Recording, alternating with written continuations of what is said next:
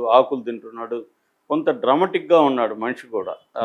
ఇప్పటివరకు నేను చూడలేదు గానీ, ఈ మేబీ ఆయనకి నేను ఇన్ని రోజులు చేస్తున్నా నాకేమి పబ్లిసిటీ రాలేదని, ఈ మోహన్ బాబు ఇష్యూ బయటికి తెచ్చినట్టుగా మనకు కనబడుతుంది. లేకపోతే అతని దగ్గర ఏ రకమైన ఆధారం లేదు. అతనికి మోహన్ బాబుకి గానీ, సౌందర్యకి గానీ ఏ రకమైన సంబంధం లేదు.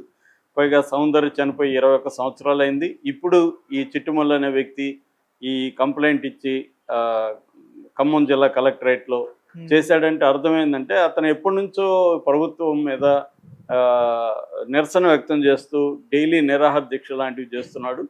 దానికి ఎక్కడా పేరు రావట్లేదు. అందుకని ఇతను ప్లాన్డ్‌గా ఇది చేసినట్టుగా మనకు అర్థమవుతుంది. అందుకని ఇప్పుడు వెళ్ళి ఆయన వీడియోలు అవన్నీ బయటకొచ్చాయి.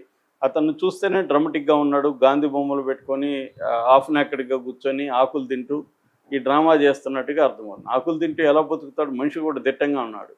సో క్లియర్‌గా ఇది ఈ మధ్య కాలంలో ఏమైందంటే సోషల్ మీడియాకి వచ్చినాక ఏదో ఒక డ్రామా సెన్సేషన్ చేస్తే గానీ సోషల్ మీడియా పట్టించుకోదు.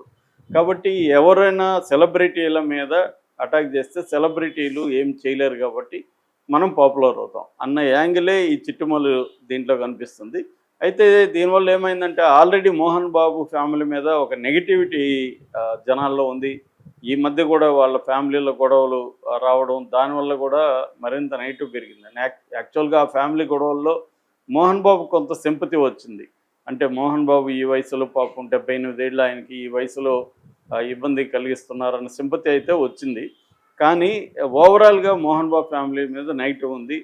ఆ కాంటెక్స్ట్లోనే ఈ జల్పల్లిలో ఉండే గెస్ట్ హౌస్ సౌందర్యదని ఈయన కొట్టేశాడని సౌందర్య దగ్గర కూడా అప్పుడు కూడా వార్తలు వచ్చాయి. ఇదంతా ఉపయోగించుకొని ఈ చిట్టుమల్లి ఏం చేశాడంటే తెలివిగా ఖమ్మం కలెక్టరేట్లో పోయి ఒక డీటెయిల్ కంప్లైంట్ ఇచ్చాడు. ఆ కంప్లైంట్ ఆయన ప్రధానంగా చెప్పింది ఏంటంటే సౌందర్య వాళ్ళ బ్రదర్ అమర్నాథ్ 2004లో ఏప్రిల్ 17వ తేదీన బెంగళూరులో ఫ్లైట్ ఎక్కారు. ఆ ఫ్లైట్ కూలిపోయింది. దాన్ని కూల్చేసి ప్లాన్ చేసింది మోహన్ బాబే అని చెప్పాడు. ఇది చెప్పడానికి ఏముంది, ఎవరైనా చెప్పొచ్చు. మోహన్ బాబు కాకపోతే దాంట్లో ఆ డాష్లో ఇంకొక పేరు పెట్టచ్చు, ఏ పేరైనా పెట్టచ్చు. ఎందుకంటే దీనికి ఆధారాలు ఏముంటాయి. సో ఇది ఎప్పుడైతే సెన్సేషన్ కాబట్టి మీడియా అంతా కూడా సౌందర్యాన్ని మోహన్ బాబే చంపేశాడని పెట్టేశారు. సో దాంతో మోహన్ బాబు మరే అడిగాడా లేకపోతే సౌందర్య భర్త చెప్పాడా తెలీదు. సౌందర్య భర్త ఆయన పేరు జిఎస్ రఘు, సాఫ్ట్వేర్ ఇంజనీరు. తను ఒక ప్రకటన రిలీజ్ చేశాడు. సౌందర్య మూర్తికి మోహన్ బాబుకి ఎటువంటి సంబంధం లేదు. ఆయన మా ఫ్యామిలీతో అంటే సౌందర్య ఫ్యామిలీతో మాతో దాదాపు 25 ఇయర్స్ నుంచి మంచి సంబంధాలు ఉన్నాయి. సౌందర్య ఆస్తుల్ని ఆయన ఏమీ కొట్టేయలేదు అనేది చెప్పారు. ఎందుకంటే ఒక ఆస్తిని కొట్టేయడం అంటే ఏంటి, ఆస్తి రిజిస్ట్రేషన్ ఉంటుంది. ఆమె రిజిస్టర్డ్ కొనుక్కొని ఉంటే రిజిస్ట్రేషన్ అవన్నీ ఉంటుంది. ఇప్పుడు కూడా డాక్యుమెంట్స్ చూస్తే మోహన్ బాబు ఎక్కడి నుంచి రిజిస్ట్రేషన్ చేసుకున్నాడా లేదా ఇవన్నీ కూడా తెలుస్తాయి. రెండోది ఆమెను చంపేసి ఎట్లా కాజేస్తాడు ఆస్తి మోహన్ బాబు స్థాయివాడు.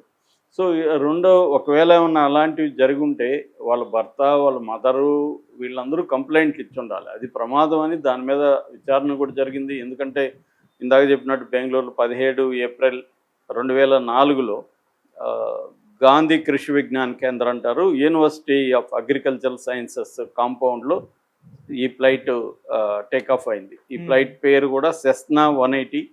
ఈ దీంట్లో అమర్నాథ్ ఈమె సౌందర్య ఉన్నారు. వీళ్ళు లోక్సభ ఎన్నికల్లో బీజేపీ తరఫున ప్రచారం చేయడానికి ఫ్లైట్ ఎక్కారు.